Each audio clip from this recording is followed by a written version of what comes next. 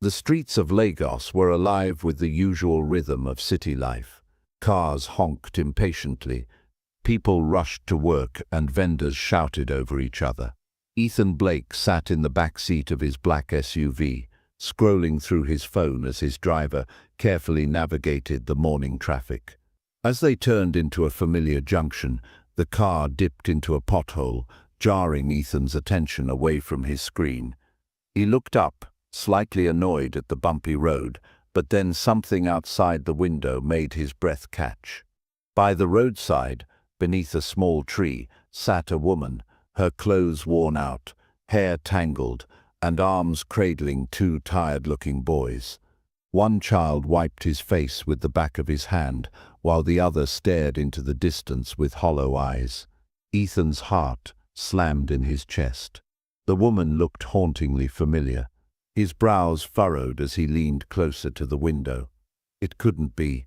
"Pull over," he told the driver. The SUV came to a smooth stop.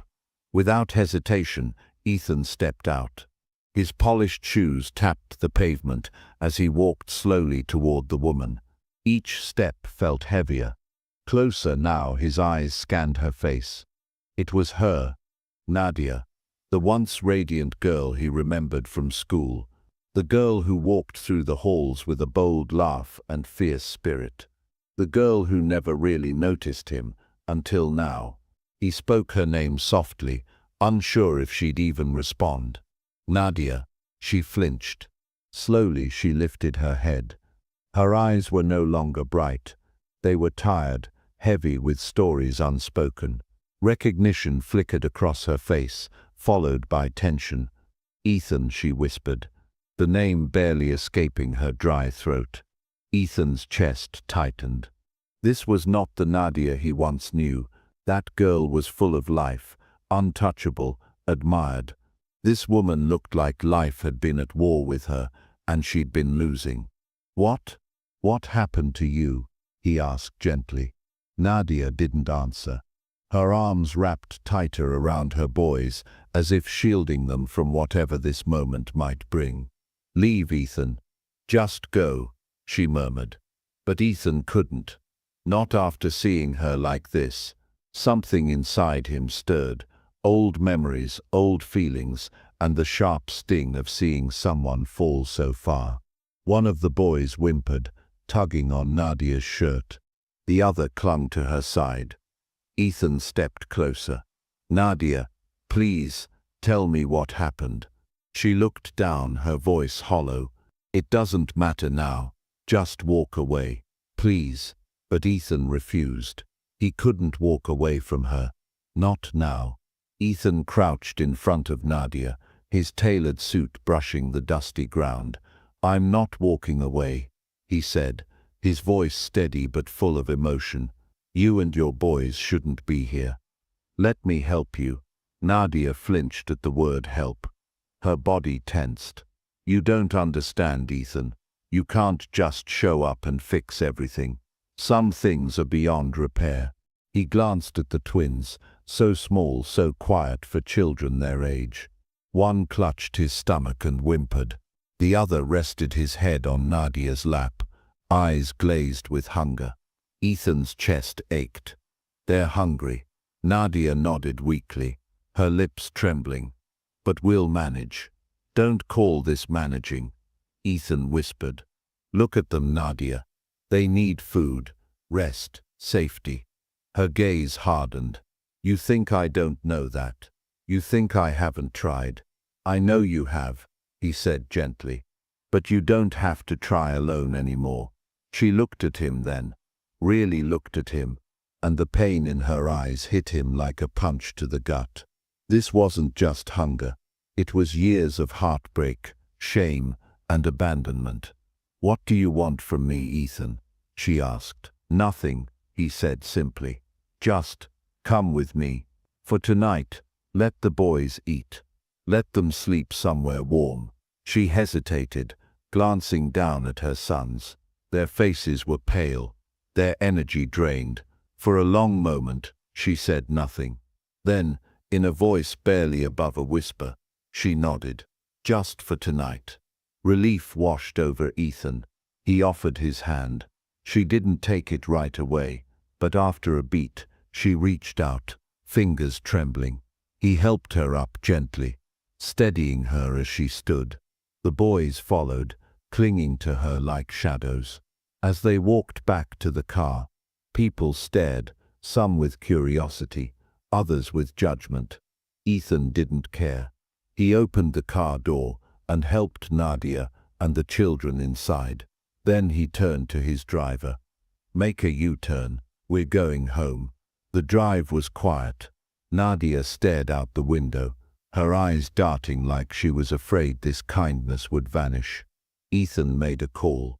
"Tell the chef to prepare something warm, something comforting.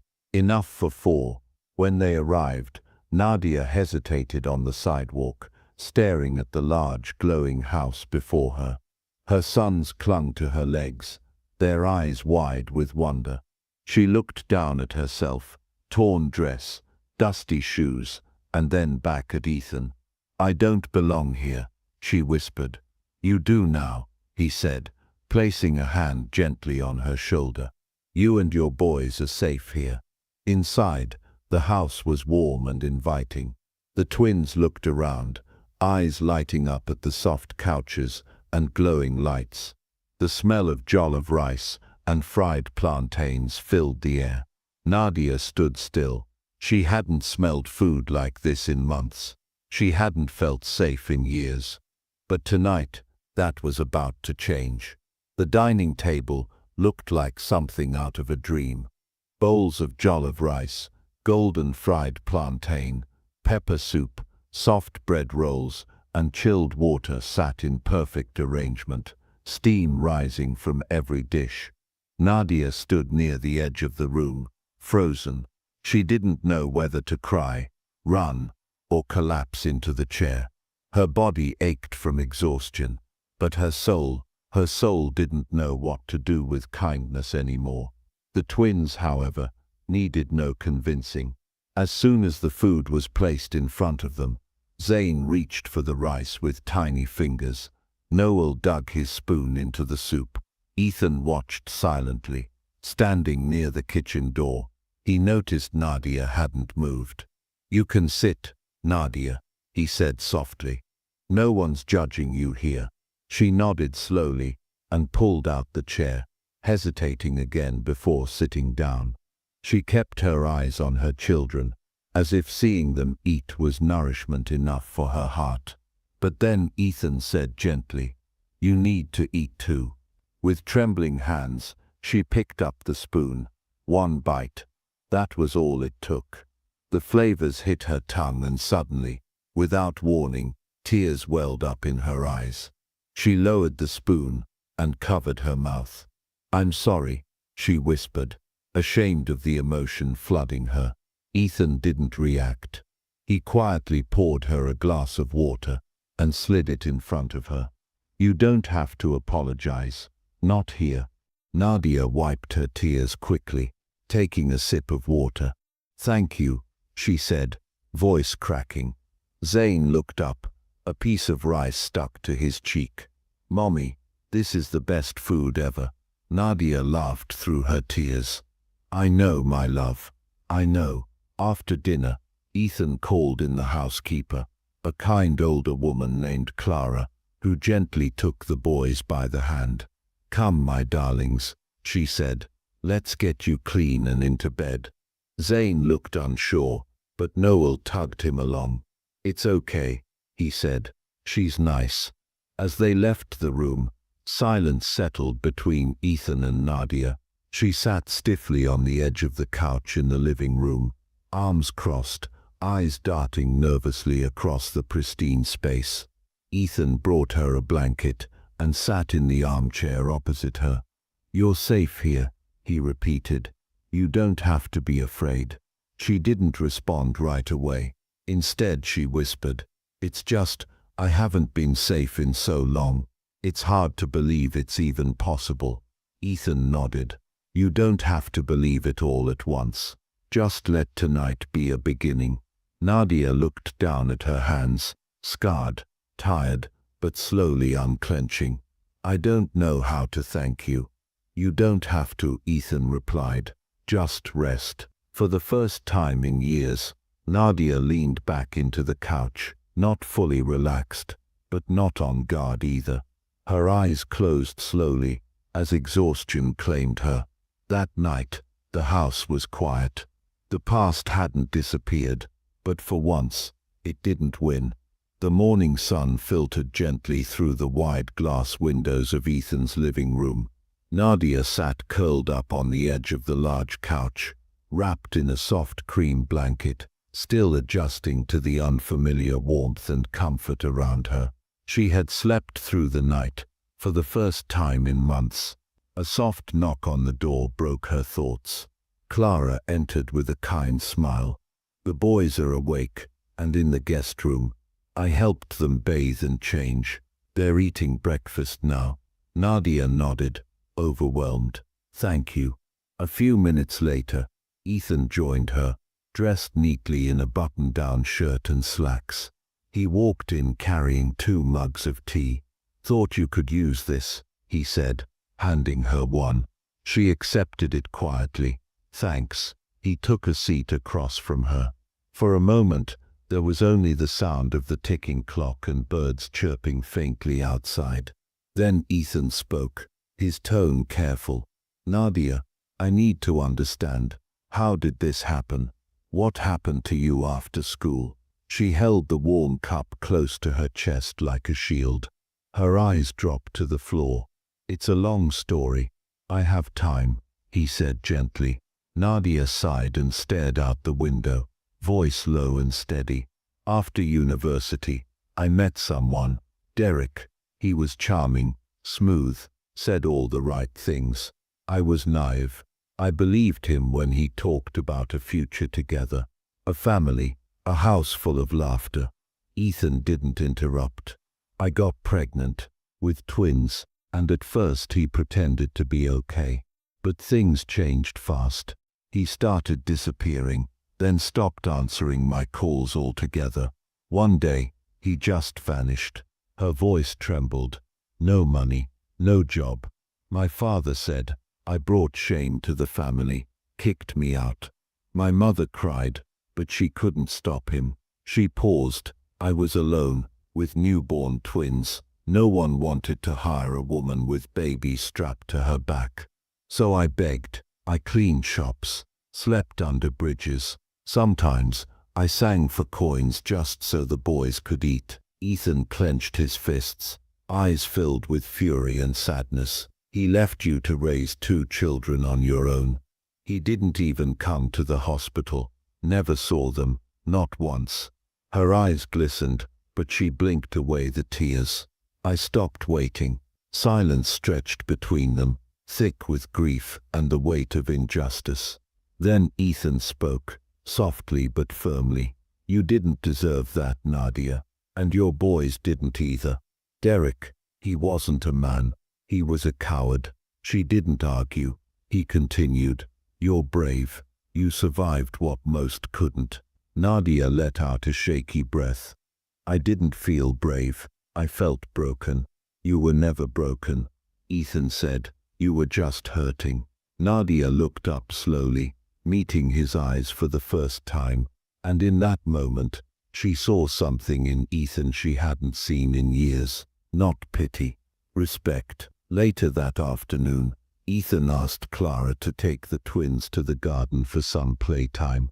Nadia stood awkwardly in the hallway, still unsure what came next. She felt out of place, like a stranger trying to fit into someone else's perfect world. "Come with me," Ethan said, leading her into his home office. The space was elegant but simple. Books lined the shelves, papers neatly stacked. He motioned for her to sit across from him at the desk.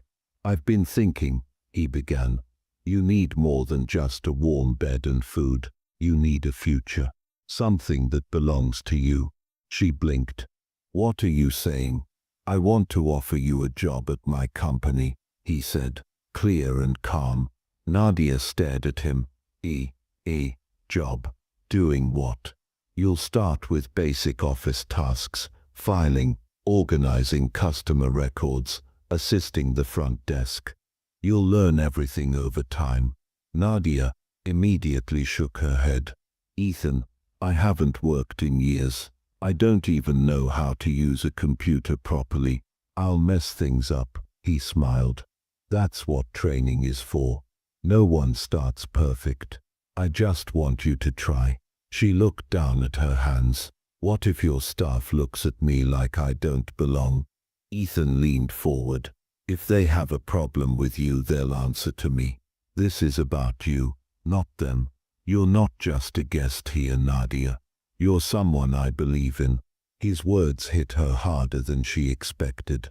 For so long, she had been invisible, someone people ignored, stepped around, forgot. And now, someone was saying she mattered. She took a shaky breath. "I don't want to disappoint you." "You won't," he said gently. "I'm not expecting perfection, just effort." Nadia paused. "Okay, I'll try." That's all I needed to hear. The next morning, Ethan brought her to his company, a tall modern office building in the heart of the city. Nadia stepped inside, nerves rattling her every step. The staff looked sharp, confident, polished. She, in contrast, felt like a shadow. Ethan introduced her briefly. "This is Nadia. She'll be working with us starting today. Please give her all the support she needs." Some nodded politely, others exchanged quiet glances. Nadia tried to focus on her breathing. Her fingers trembled as she sat at her desk. She was shown how to use the email system, how to answer calls, where files were stored, but every little mistake made her stomach twist. At lunch, she sat alone, poking at her food. Doubt gnawed at her. What was she doing here? But when Ethan passed by later and saw her quietly filing documents, he paused. "You're doing great," he said. She looked up, surprised. "Really?" "Absolutely," he smiled. "You belong here. One day at a time, Nadia." And in that moment, something shifted inside her. Not confidence just yet, but the beginning of it.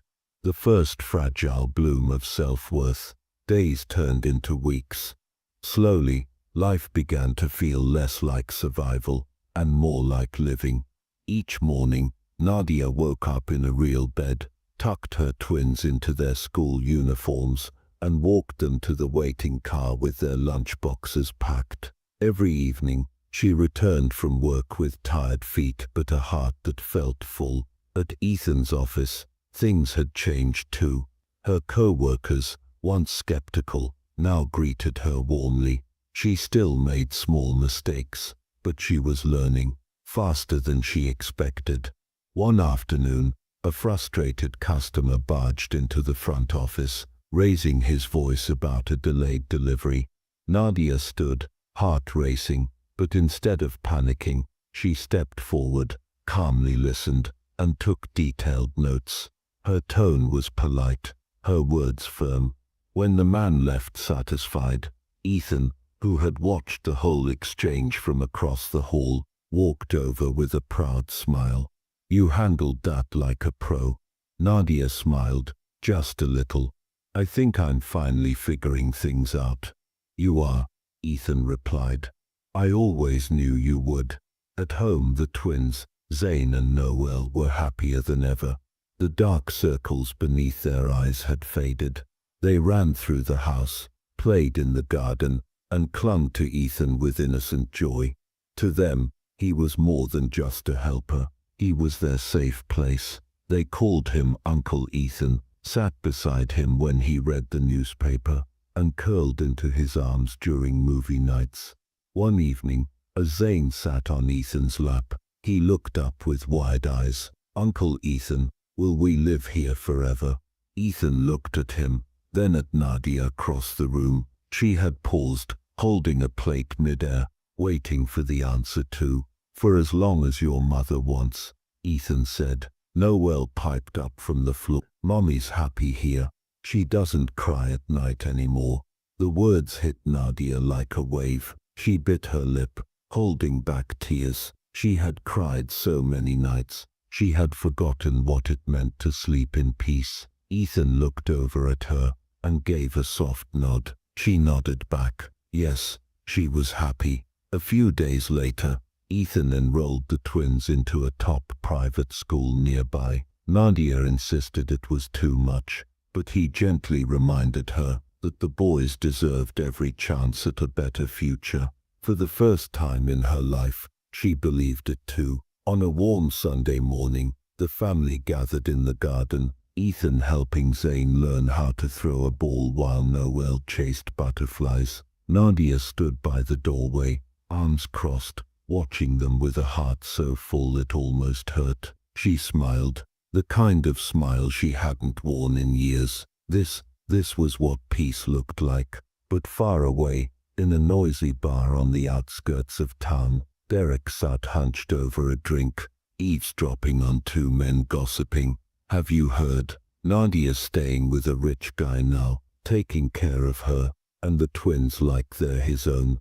Derek's grip on his glass tightened, his eyes darkened, and just like that, the past began moving toward them once more.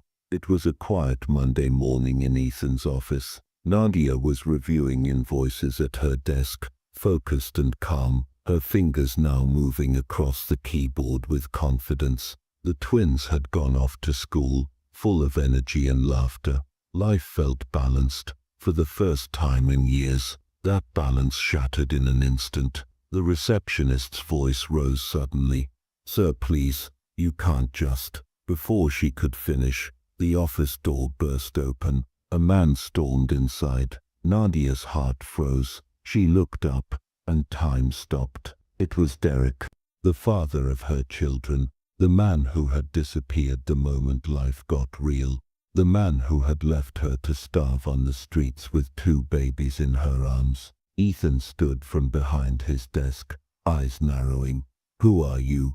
Derek's voice was loud, entitled. I'm here to see Nadia and my sons. Nadia rose to her feet, her legs trembling beneath her. What are you doing here?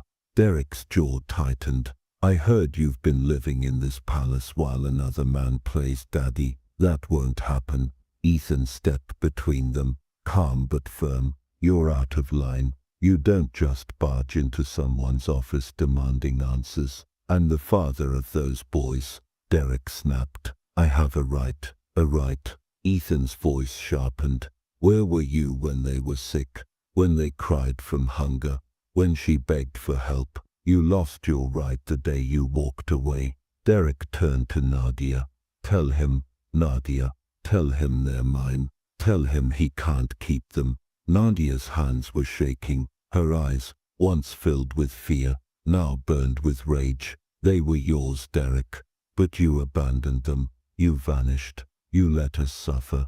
You don't get to claim them now. Derek's face darkened. You think this guy cares about you? He's just using you. He'll throw you out once he's bored. Ethan took a step forward. That's enough. You will not speak to her like that in my office. Just then Clara entered quietly, sensing the tension. Sir, should I call security? Ethan looked at Nadia. She nodded. Clara stepped out to make the call. Derek shook his head. You can't keep me from them. You kept yourself from them. Nadia said coldly. You made that choice. The room fell silent for a moment. Then Ethan stepped beside her. You need to leave. Now. Derek stood there, fuming, but realizing he had lost control of the moment. His eyes flicked between the man beside her and the woman no longer afraid. He had lost her. Finally, without another word, he turned and walked out. The door shut behind him with a quiet thud. Nadia collapsed into the chair, her breath ragged, hands trembling. Ethan knelt beside her. Are you okay? She nodded, tears sliding silently down her cheeks. For the first time, I am, she whispered. But deep inside, she knew something. This wasn't over. Derek wasn't done, and the real test was still to come. The silence in Ethan's office lingered long after Derek had stormed out. Nadia sat motionless, her hands clenched into fists in her lap. Her heartbeat hadn't settled. Her past had just walked into her new life, demanding rights he had long ago abandoned. Ethan poured her a glass of water and placed it gently on the desk. "You don't have to talk right now," he said, but Nadia shook her head. "No, I want to." Her voice was steady, despite the shaking in her hands. "I've waited for this moment for years, not to see him again, but to finally speak without fear, and now I have." Ethan sat across from her, attentive but silent. "He tried to make me feel small," she continued, "tried to twist things like I stole his children, but those boys are mine. I carried them, raised them, held them every night when they cried. He doesn't get to show up now and pretend to be a father." Ethan's jaw tightened. "You're absolutely right, and he won't get near them, not without going through me first." Nadia gave a sad smile. "Thank you, but I don't need anyone to protect me anymore, not completely. I've learned how to protect myself." That evening, the twins returned from school, bubbling with excitement about their new reading books and playground adventures. They had no idea what had transpired earlier, and Nadia wanted to keep it that way. She tucked them in early, reading them a bedtime story as they snuggled close, their heads resting on either side of her. "Mommy," Noel whispered, "are we staying here forever?" Nadia kissed his forehead. "As long as we're safe, my love. As long as we're happy." They drifted off to sleep, and in that moment, she made a promise to herself and to them. No one would take this peace away. The next day, Nadia sat with Ethan in the garden. The breeze was gentle, the flowers in full bloom, but her thoughts were clouded. "He's going to come back," she said. "I know Derek. He won't give up that easily. Not when his pride is wounded." Ethan nodded. "Then we'll be ready. I have lawyers. I can help you get full custody if he tries anything." But Nadia shook her head. "I want to do this the right way. I want to go to court, Ethan. I want to make it official, not just for me, but for the boys." He looked at her, surprised. "Are you sure you want to go through that stress?" She looked him straight in the eye. "I've lived through worse. This I can handle." Ethan reached over, gently placing his hand over hers. "Then you won't do it alone." Nadia's eyes glistened, but this time the tears didn't come from fear. They came from resolve. "I was once afraid of standing up for myself," she said. "Not anymore."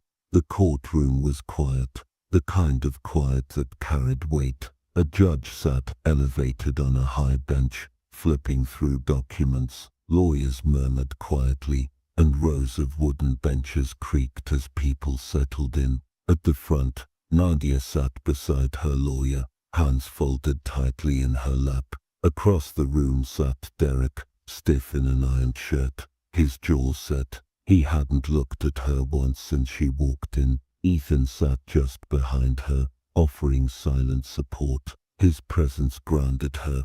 But this moment, this fight was hers. The judge cleared his throat and looked down at the file. "We are here today for a custody clarification regarding the minors, Zane and Noel," he began. "Let us proceed."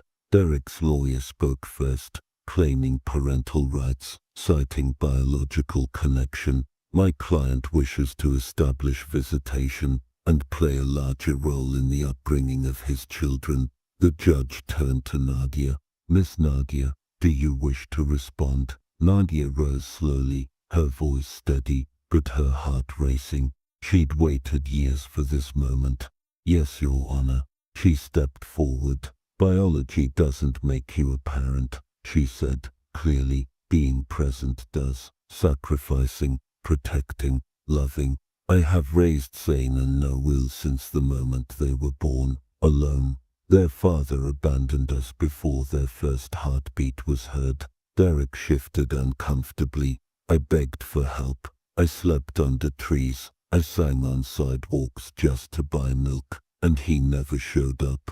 Not once. He didn't call. He didn't check. And now when someone else gives them a better life, he suddenly wants rights. She paused, locking eyes with Derek for the first time. You had your chance. You gave it up. The judge leaned back, processing her words. Her lawyer stood and handed over supporting evidence, school records, medical bills, photos, written statements from Ethan and others who had witnessed the boy's upbringing. When the judge spoke again, his tone was firm. I have reviewed the testimonies and documents. While Mr. Derek is the biological father, he has demonstrated no history of parental care. This court awards full custody to Miss Nadia. Visitation rights are denied unless formally appealed and evaluated. A stunned silence filled the room. Derek's face twisted in disbelief. This isn't over, he muttered as he stood. Nadia didn't flinch. It already is, she said softly. He walked out again, but this time she wasn't left behind. Outside the courthouse, the sun was bright and warm. Ethan approached slowly. You did it, he said. I didn't do it alone, she replied. No, he agreed. But you stood up. That's all you. Nadia looked up at the sky, the weight she had carried for so long, finally beginning to lift. For the first time in my life, she said, I feel free. And deep in her heart, she knew she hadn't just fought for her children today. She had fought for herself. Weeks had passed since the court hearing.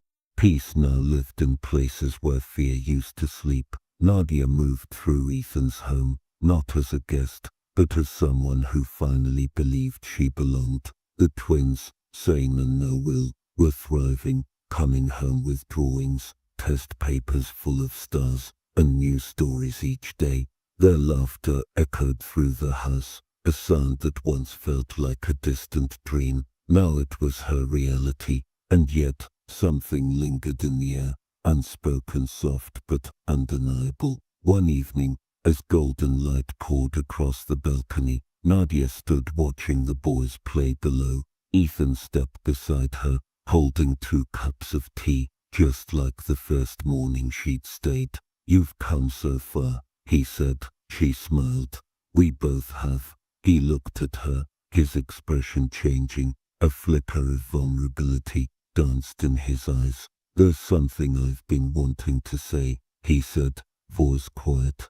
And this time, I want you to hear it without pity, without pressure, just truth. Nadia turned to face him. I've loved you for a long time, Ethan began, but I never wanted you to feel like you owed me anything. That's why I never pushed. But now, seeing you become who you were always meant to be, I have to say it. He reached into his pocket and pulled out a small velvet box. Nadia's breath caught. I don't want to be the man who saved you, he said. I want to be the man you choose, for who I am, not for what I've done. If you're not ready, I'll wait. But if your heart says yes. He opened the box. A simple, elegant ring sparkled in the dying light. Nadia, will you marry me?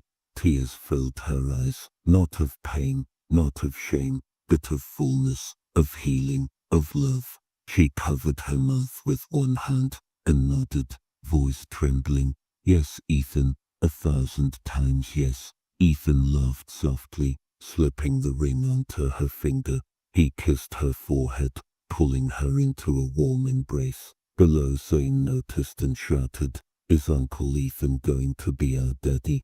Nadia looked over the railing, smiling through tears. Yes, baby, he is. The twins whooped with joy, racing into the house to hug them. A few weeks later, the traditional wedding took place. Family and friends gathered under bright fabrics and golden canopies. Drums beat in rhythm, women danced, and elders gave their blessings. Nadia's parents stood proudly by her side. Her father, once hardened by pride, now softened by time and regret. He placed her hands in Ethan's with moist eyes.